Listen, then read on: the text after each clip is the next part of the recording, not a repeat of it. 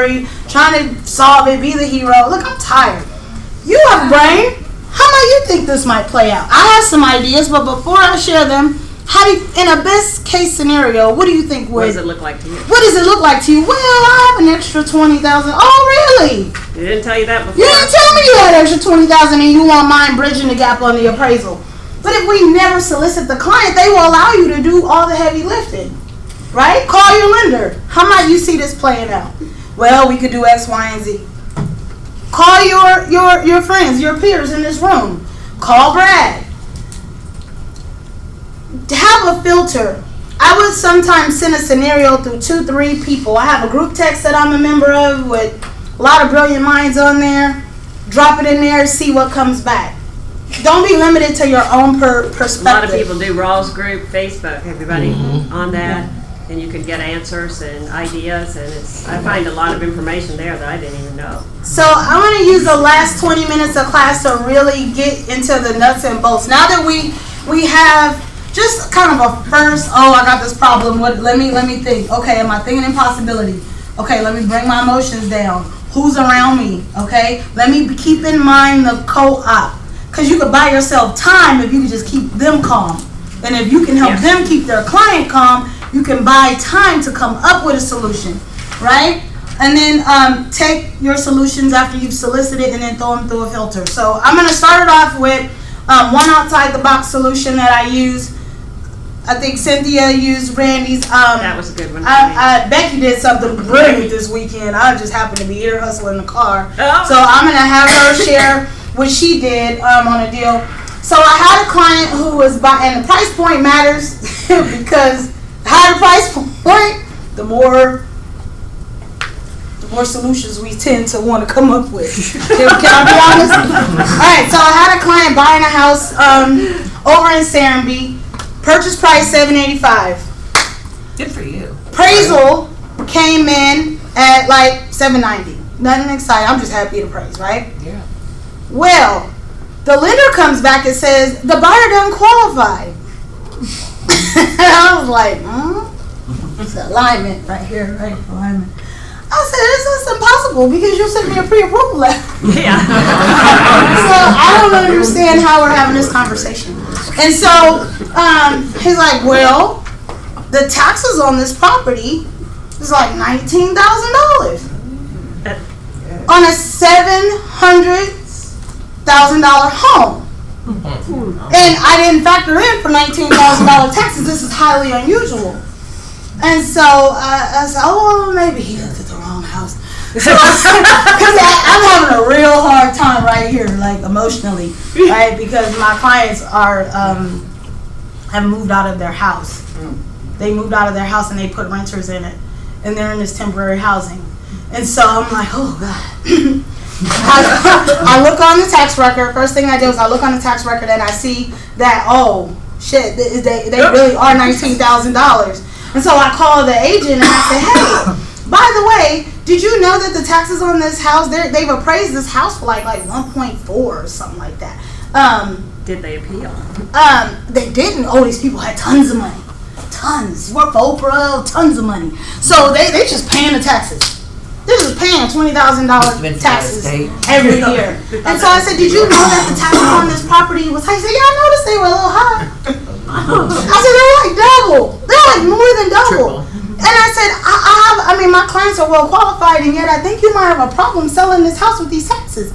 And he goes, I said, my clients don't qualify at these taxes. They don't even want the house with these taxes.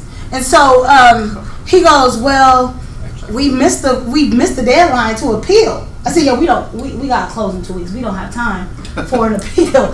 And so I did something super like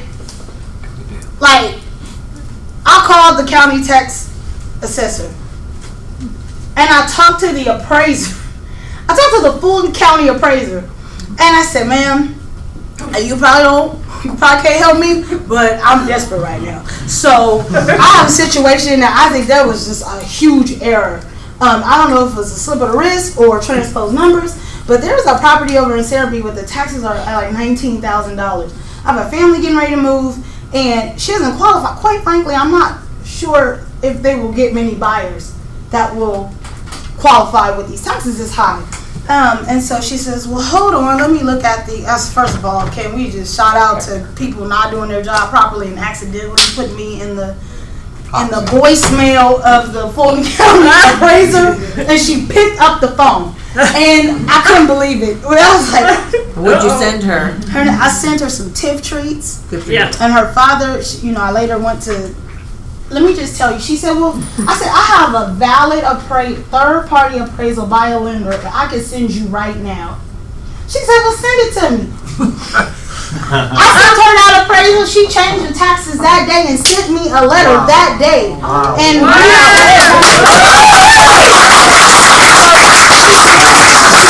now she said it's gonna take a little bit in the system, but if I give you a printout of the new taxes, now I'm gonna appraise about 800. I said that's fine. We'll take that. We'll take that. And so I got the letter. I sent it to the lender, and we closed.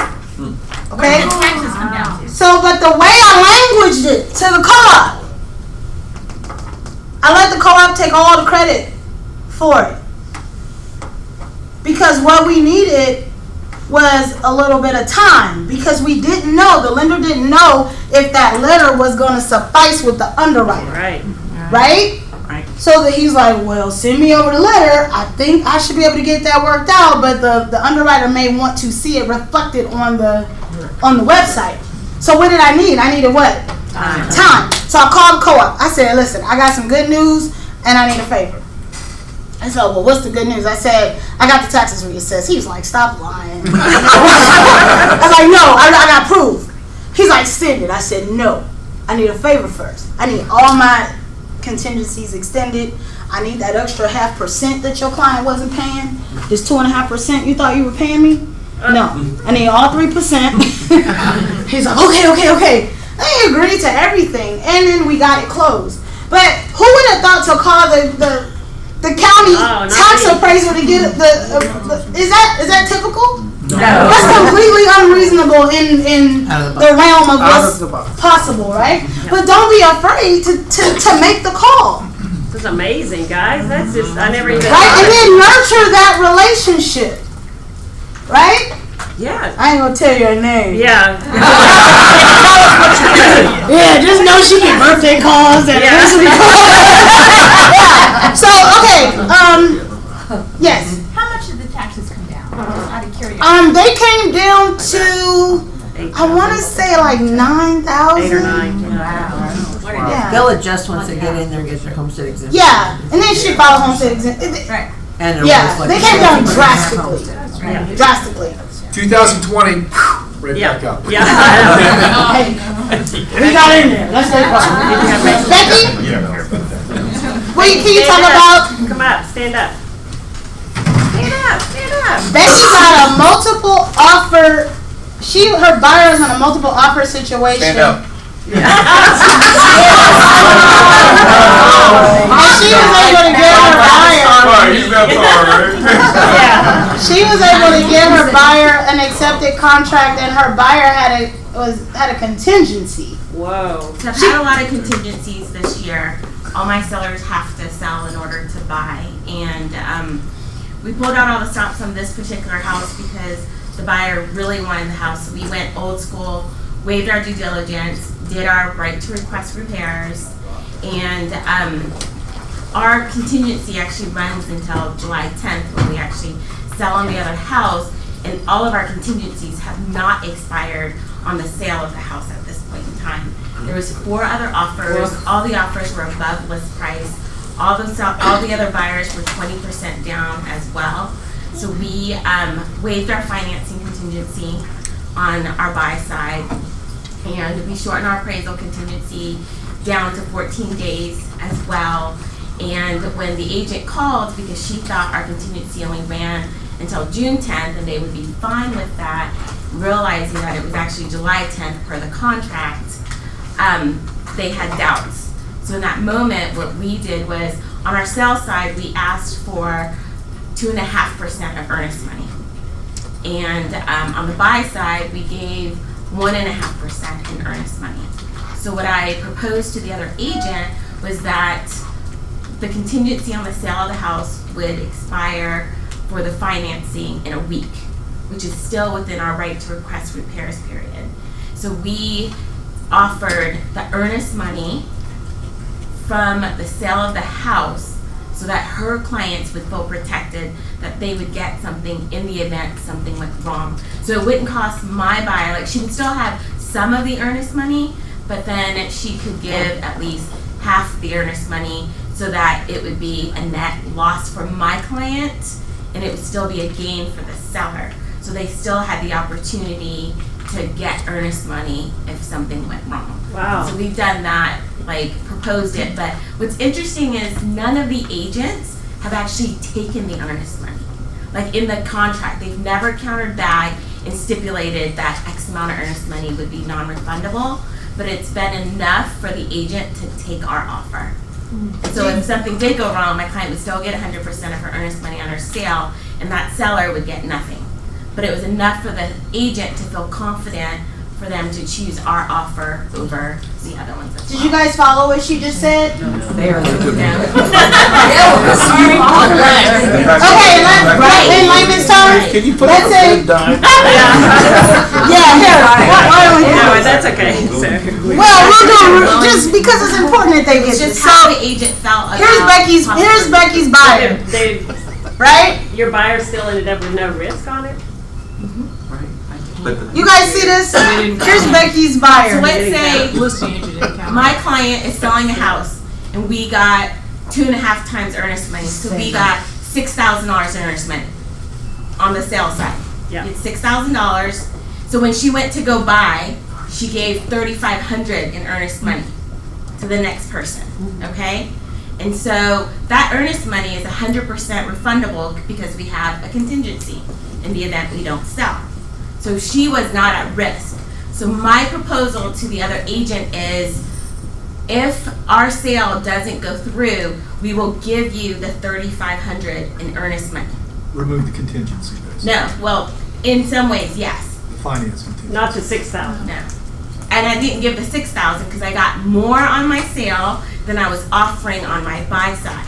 So if the deals fell apart, my buyer would still get $2,500 of the $6,000, and that seller would get $3,500 of the $6,000. So that they felt like ours, even with the contingency, was still strong enough that we could compete with all of the other ones. But ultimately, because that's the second time I did it, none of the agents countered back and required that the $3,500 would go to them. So if something were to go wrong, my client would still get the $6,000. Everybody get it. It was just verbal. So you verbally told them this, Yeah. and they but- accepted that. And the agents have never sent it back in writing to me. up. So, Never you papered guys, it up. for It those was of the you, emotion You and the didn't- feeling of you didn't put it in knowing writing to what them that we seller were, gets. yeah, you guys, here's Becky's what we're buyer. willing to do. Here's the house that Becky's buyer is buying. Here's the house that she sold. I'm gonna get $6,000 earnest money from you. I'm gonna give you 35. $3,500. You can take my earnest money if my deal doesn't close. Doesn't matter, because if this deal doesn't close, I got 6. So it doesn't cost me anything. I'm making my buyer back here give me some security up here. Did you guys see that? Was that a better, not better, but you guys understand? Yeah. So she just moved, she just made the buyer back here Buyer create number one. some security for the property that they're buying. Yeah. You got it? That's how you make the agent feel Love it. about the process. Because you're proving to them that You my guys- client would do whatever it takes It's risk. to right. actually get the property, unlike the other buyers that are still asking for a due diligence period, Right. you know, in a multiple offer You situation. mitigated the risk to that seller, so that's what the agent was looking out for. Or the idea of, because their agent didn't actually mitigate. So she got into the psychology of the co-op. It was all about how the co-op was able to sell. Look, this buyer's giving you no due diligence, no finance contingencies. amazing. You can have the earnest money, all while she still protected her client, because if they don't close, she's still getting. So she protected her client because she never got it in writing. You're still in the wrong writing, so it really didn't. That's smart. Way to go, baby. There we go. Way to go. And most of you know I don't like to talk on the phone. So in moments like this, you definitely pick up the phone. Thank you for saying that, because that would be complicated. It's not work. But anybody else have an outside the box scenario? So we did a similar thing. They really wanted a house. It was multiple offers, and they would not take the contingency. But we calculated the same thing. So our net was going to be either break even or we'd make a little. If our deal fell through, and so then our deal did fall through, but we knew we could sell it again. And so we actually talked them into, we worked out another deal where, we still had our non-refundable earnest money. But again, it was because we kept trying, and we said we just need 2 more weeks because we can sell it again. I'll piggyback on the listing side, right? I just accepted a contingent offer on a property with a tenant in it, and I think personally it was gonna be the best offer we could get, right? But my client was a little, she's like, a contingency, and they want to drag it out to July. So what I did in the contingency was, I didn't just accept, well, we'll close on or before July 26th. In the special stip, I wrote, number one, we'll have a kick out, but we won't have a kick out until July 1st. Okay? So, this property we're accepting this contract contingent upon, and their house wasn't even on the market. I accepted a contingent contract, and the buyer's house wasn't even on the market. But I put in the special stip, this property, this offer, the seller's accepting this offer contingent upon the following. And I got the contract around May 3rd. Okay? The property had to be active on the market no later than June 1st. Okay? Fair. The property had to be under contract no later than, I think I gave them 3 weeks, June 25th. If their property wasn't under contract by June 25th, my client reserved the right to exercise a kick-out. Okay? Because what we weren't going to do is accept the contract and wait till July 26th to find out you guys didn't close. But she says, I promise we'll have the property on the market in a week. That's great. If you don't have it on the market by June 1st, my client reserves the right to terminate this contract. You get to keep your earnest money, but we reserve the right to terminate the contract. So I was controlling, or had some level of control over when the property went on the market, how long they had to get an offer, and all contingencies had to be removed by like July 1st or 5th. Because the tenants inside the property were moving out in July, which opens my property up to a whole nother set of buyers, right? So I told my client, absolutely, let's accept this contingent contract, because look at the pros. Number one, we're not disturbing the tenants with showings. Yeah, that's okay. And I had to be present for all showings, which was another reason why we accepted this contract. Number two is, what's the likelihood that we're going to get a full price offer with tenants in it with limited showings between now and the time they move out? Why not leverage this time with somebody who already lives in the subdivision selling their house? cool. Okay? So don't be afraid to accept a contingent contract if you feel like you're not getting a lot of offers anyway, but controlling the special steps, the rate at which they have to move while giving your buyer an out. She says, well, we don't want to do all of this and then you guys exercise your kick out. I said, we won't exercise our kick out until July 1st. Right? That's By that very time, cool, that gives me confidence that you're going to the table. Yeah, Who's that's taking the awesome. risk? Still awesome, guys. 2 more. I want to finish up. So go ahead, Tasha. I had one recently, like in the past week, where I had negotiated money on the buy side in a previous. Your buyer or your seller? I represent the buyer. Okay. I had done a deal where I negotiated a ton of credits for my client, and then found out from the lender that we couldn't use them. So it ended badly. So this go round, we came into a similar scenario. The client wanted the house, great area. She beat out everybody else, and the house needed work.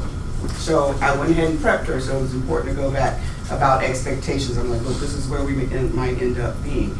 I said, my goal for you is to get the money on the table. If the seller agrees, then we'll figure out what we can do with it. So sure enough, we got the seller to agree to a certain amount of credits. And then I confirmed with her lender, because it wasn't my lender, and they're like, oh no, we can only use X amount.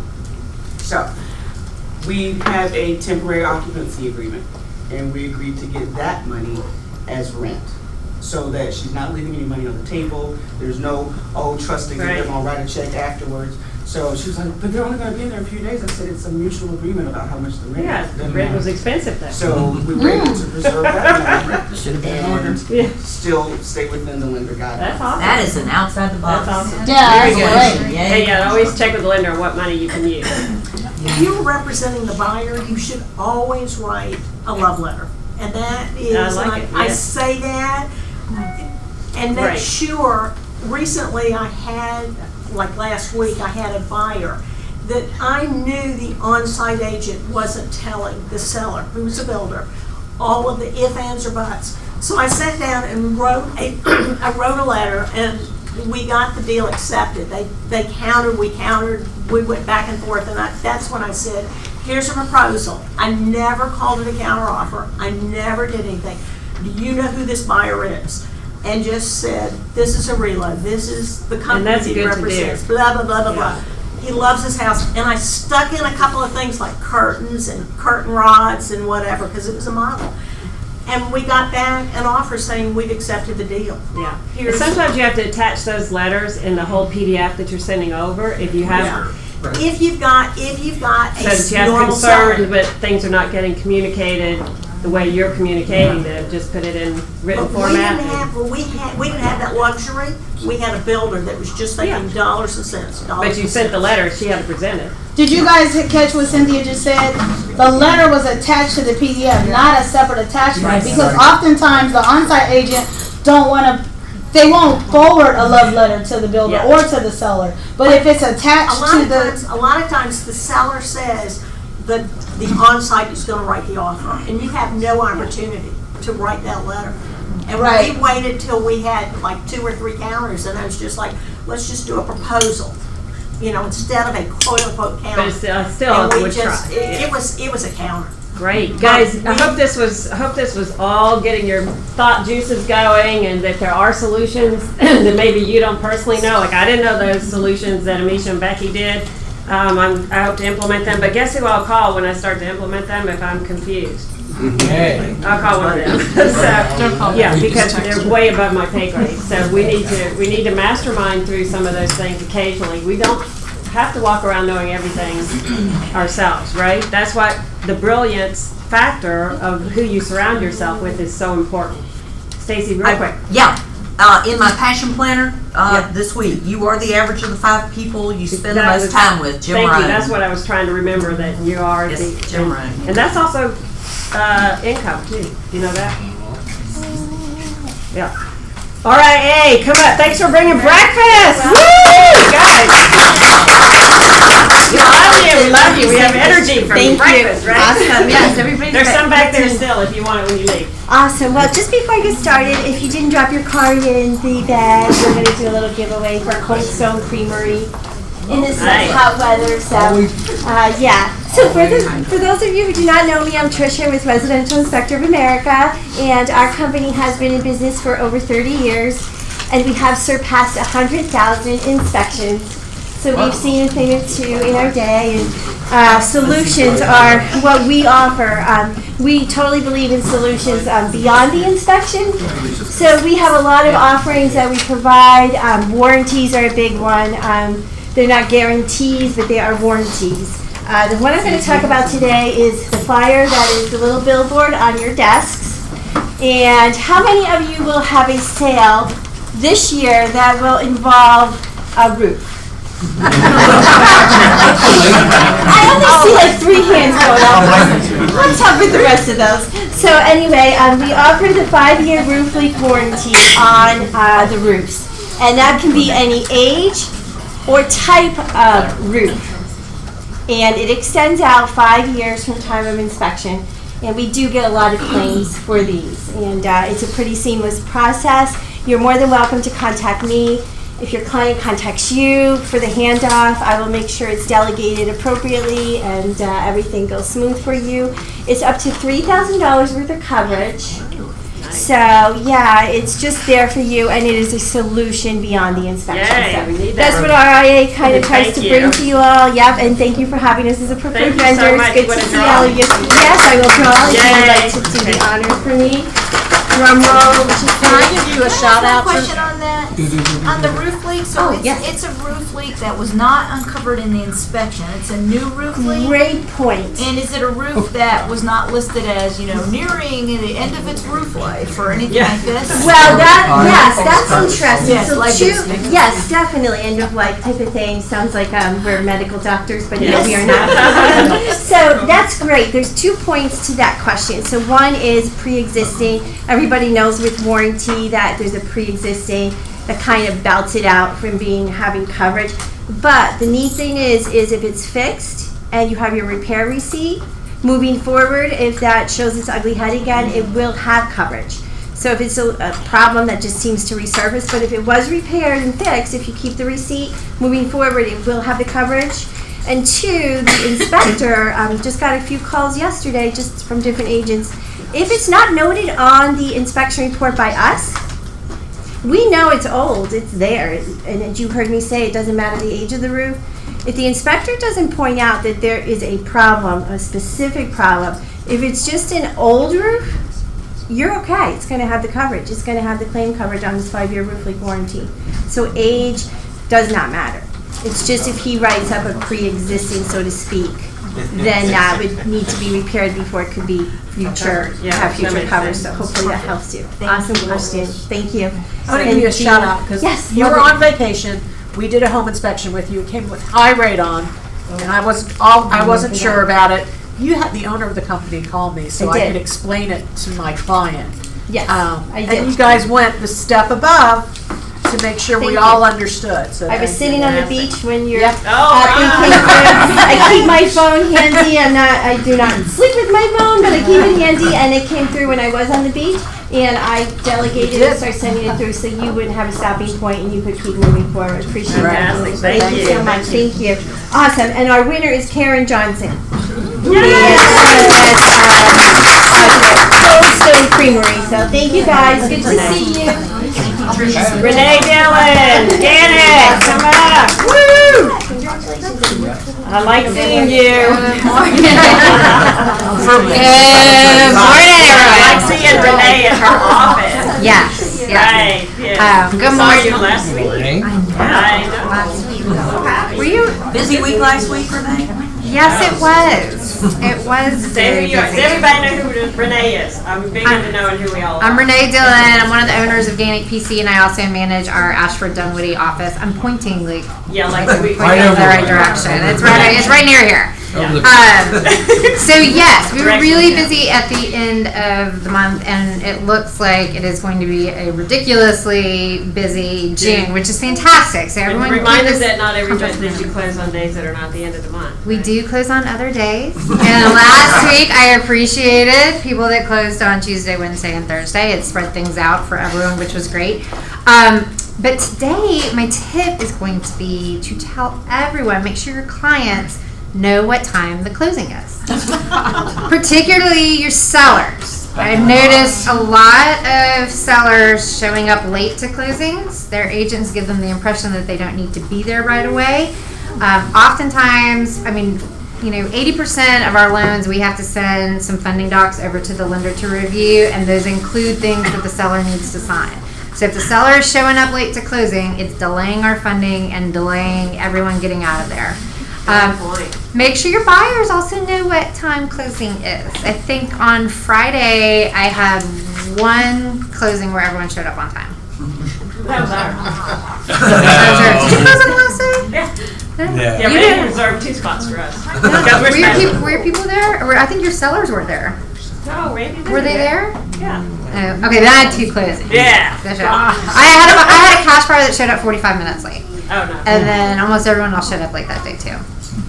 There were some 285 issues part of the day. We were on But we for were the on most- time in and out of there. Yeah, we came over the bridge when 285 was all blocked. Oh yeah, y'all made it in We were spite on. of the delays. We had at 10 o'clock, then we. They caused the delay. Yeah. They were ahead of it. Randy, are you talking today? All right, so just tell your people to be on time for closing, particularly if they're closing at the end of the month. We got to keep everyone moving. Yes, thank you. And thank you for all the contracts coming in. Appreciate it. I know you didn't call me, but I'm coming up anyhow. Oh, yeah, you were next. Okay, You all were right. next. Hey, You were. Randy left Certainty Home. Yes, I've been up here for a minute, but real quick, we have an announcement. Sherry is no longer with us. She's decided to pursue other opportunities. We wish her the best of luck. Wish she was still with us, but it's what's working out best for her. So again, join me in wishing her the best. The good news is in the back, Mr. Paul Bryan is with us. You may have seen him in here for a while. He was actually Paul, would you not. like to come up to the front? Yeah, come on, Paul. Show your face up here. Paul was actually not going to be in this office, but then when Sherry decided to vacate, he is now going to be inside this office for to service you guys. Paul has actually been in the mortgage business for longer than I have. 18 years, I believe. 18 years. Married, 3 kids. He's worked inside real estate offices throughout his career, so he knows how to take care of you guys. He's very, very knowledgeable, so I want you guys to get to know him when you have a chance. Welcome. The other thing is, at 11:30, which is coming up very, very quickly, we had planned Mortgage 102, which was just to piggyback on you guys. It's really more in-depth, kind of a deeper dive for you guys, how to solve some of your common problems that you come up with in your transactions. I had mentioned before, low appraisals. I know we had one with you guys a couple of years ago, had one with Bill, had one with Brad. An appraisal that comes in not a little bit low, but maybe drastically low, maybe $40,000 low. And how to solve that situation without somebody coming out of pocket $40,000. Just to give you a teaser, we solved that problem. The appraisal came in $40,000 low. We solved it with $1,400. Okay? So come to the class, I'll show you how to do it. Credit issues, cosigner issues, low down payment issues, that kind of stuff. We're going to show you how to solve a lot of those problems. So would really appreciate as many of you that can stay. 11:30 or 11:45. I don't know. And we'll have lunch and bring new problems. Yeah, bring new problems too. We love to problem solve outside of the box stuff. All right. We have wine and cheese back by popular demand this coming Thursday. 11:30 all week. Yeah. Yeah, no, not 11:30. This coming Thursday, and it's going to be. It's one that you guys really, if you want to work with investors. This wine and cheese coming Thursday afternoon is going to be phenomenal. We're going to show you how to work with all types of investors, cash investors, investors that can't show any income. We have programs that no income for investors as long as that property makes positive cash flow. Unlimited number of properties that they can own. I know I'm done, but you took too long. So, Was that supposed to be on the clock? but that's going to be Thursday, all right? Wine and cheese Thursday afternoon. Yay, Thanks, thank guys. Okay, new listings, any caravans today? Any listings, caravans, or buyer needs? New listing Friday, Alpharetta, right by Rose Park. Alpharetta. 4 bedrooms, 3.5 baths, 487. 487. Alpharetta. Who is it? 2 listings. One went on the market this past weekend in Willow Springs, Country Club of Roswell. That's $399,500, 4-bedroom, 3-bath. Needs a little bit of updates, but we have it priced to sell because most homes are going for $475 to $450 in that neighborhood. We're at $399,500. Also, this weekend, Village of Avondale Estates is coming up. $525 is the price point. It's about 4,000 square foot. They have a gate before you get into the driveway, which is pretty cool. 4-bedroom, 3.5 bath, completely painted and redone. Awesome. Way to go. Anybody else? We have a Decatur 4.3 cute ranch with a finished basement. We're pricing it tonight, but it'll be $225 or under. Nice price. It's 3.2 and 1.1. Wait, was that a duplex? No. I'm sorry. It's a house, it's a ranch with a finished basement. I Oh. don't know this Okay. off the top of my head. Sorry. Indicators. I have one new listing and three coming soon. A 4 2.5 in near the airport will be under 150. I have a townhome in West Midtown in the gated community of Liberty Park, and that'll be in the mid 200s. And I have a 5-3 in South Fulton area off Butner. It'll be in the mid 200s as well. The new listing is McDonough. It's a 5-3 in a cul-de-sac at 27049. Wow, you're busy.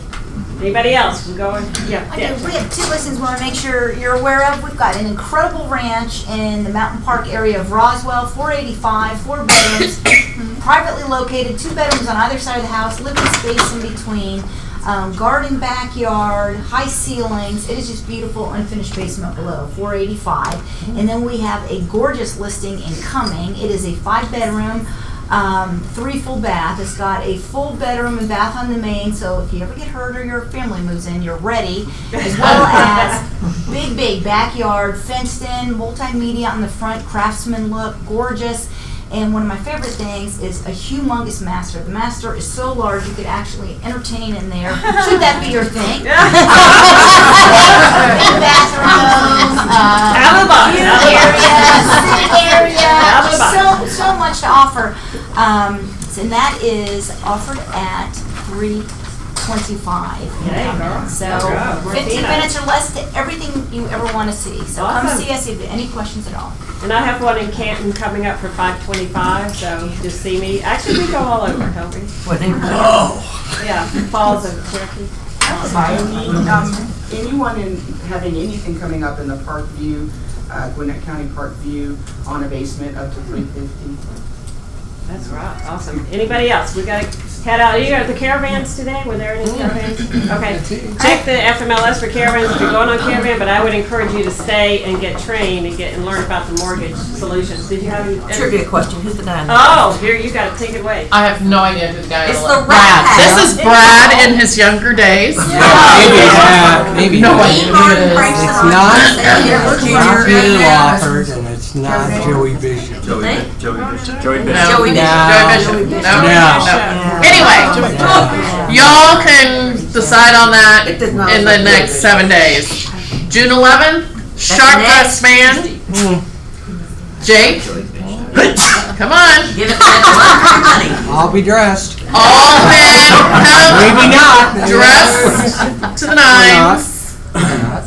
And we'll vote, and We get to vote? we get to vote, and the winner is going to receive $100. Awesome. So, Let's get dressed. all right, Tuesday, team meeting next week. Thank you guys for coming. Thank you, Cynthia. Thank you, Alicia.